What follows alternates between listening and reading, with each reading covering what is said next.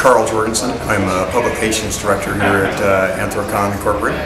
Anthrocon was started in 1997 in Albany, New York, and since then we've grown to be the largest convention of its size. We moved from Albany to Philadelphia, Pennsylvania in 1999, and then we eventually outgrew that venue there and moved here to Pittsburgh about 5 or 6 years ago. And we now have the largest convention of its type in the world. Cool. And what type of convention is it? This is a furry convention. It's for people who like anthropomorphic animals, those animals with human characteristics or qualities, and or cartoon animals for to be more to focus on the most popular reference, I guess. Cartoon animals. So it's about animation, artwork, writing, costuming. The costuming is very popular, but it actually only takes about 15% of our attendees are costumers. But they're the most photogenic, so that they're the ones that people look at the most. Okay, what got you involved in Anthrocon and furries? I actually became a furry fan. I found out about the fandom in 1993. I've always been a big Warner Brothers and Looney Tunes fan, so it's kind of nice to find out that there was this sort of group of people that were interested in cartoon animals and so on. And, I got to hook up with them and go to my first convention in 1994. So, have you ever dressed up as a furry, or have you always been PR? No, I've actually worn one of the costumes once or twice at once for a parade and once for at one of the local gatherings we had in a park over at Glen Echo Park in Washington D.C. I don't actually have one of my own costumes yet. Thinking about getting one, someday, but they're kind of expensive and trying sort of weighing the cost between the expense of getting one versus only wearing it maybe once or twice a year. It's sort of weighing the two.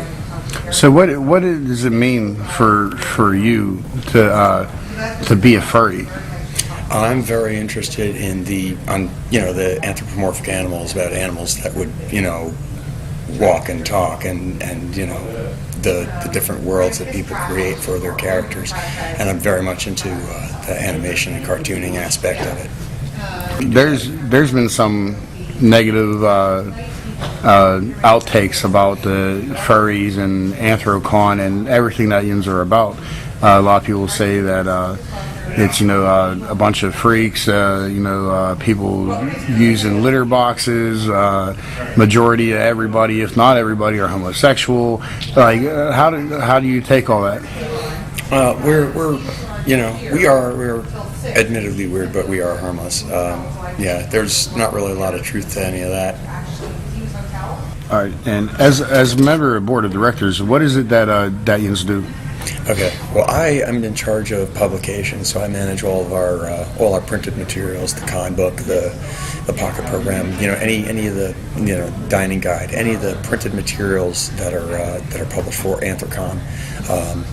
I manage those materials, make sure that they're sent to the printer and everything gets done properly with that.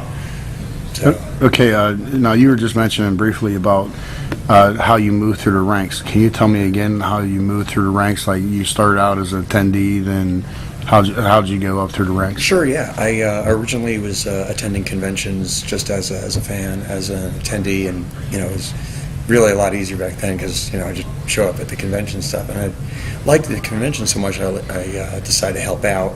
So I was a volunteer then, and then after a couple years of volunteering, they eventually brought me on as staff, and then shortly afterward I became a publications director.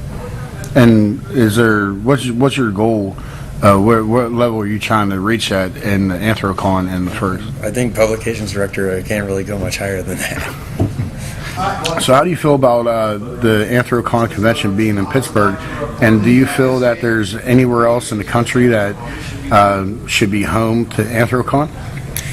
We actually moved to Pittsburgh because we outgrew all of our other venues, and We really love Pittsburgh. It's a very nice city. We've actually adopted the Pittsburgh black and gold colors for the Anthrocon flag, which is flying above the convention center.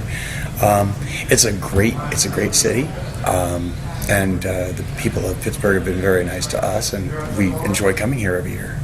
The Inns are the largest convention for Anthrocon and for furries, and last year you broke the record, which is actually your own record. How do you feel that you're going to do this year?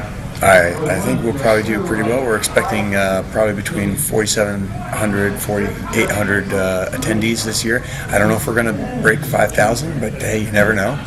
Depends on, maybe we got a lot of attention from Pittsburgh this year. Maybe we'll have people show up and have a good time this weekend.